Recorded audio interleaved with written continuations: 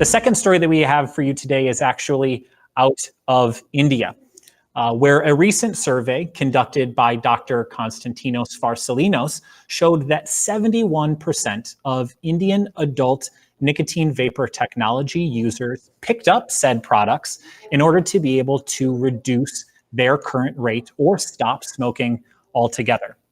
This was an interview-based survey set up specifically to be able to gather data on the characteristics and the demographics of the adult users of these products in India. There was over 3,000 respondents that were aged 18 and older, and they found these respondents in the 8 major metropolitan cities inside of India. And this is very important to note because in case you're unaware, India is home to over 12% of the world's smoking population. They believe that there is over 120 million people in India who smoke. That's second only to China. And it's not just the combustible cigarettes that you or I may be used to seeing. There is other dangerous combustible tobacco products like biddies, which are cigarette-like rolls of unprocessed tobacco wrapped up in tamburi or tendu leaves.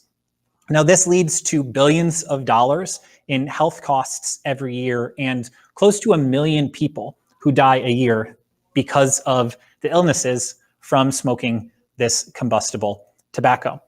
Now, the Indian government, instead of embracing tobacco harm reduction methods like what this survey has shown, instead has taken the opposite side, a hardline prohibitionist stance. In late 2019, they passed a ban on the import of any of these products into the country.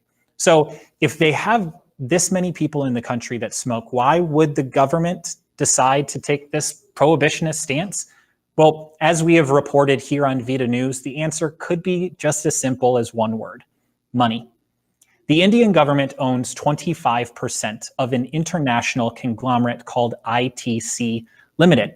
ITC Limited has many lines of business.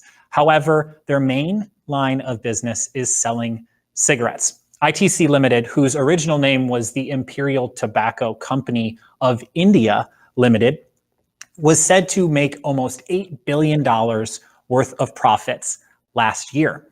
And 60% of those profits are said to come from, you guessed it, the sale of cigarettes. So the status quo is the way that the Indian government probably wants to keep it.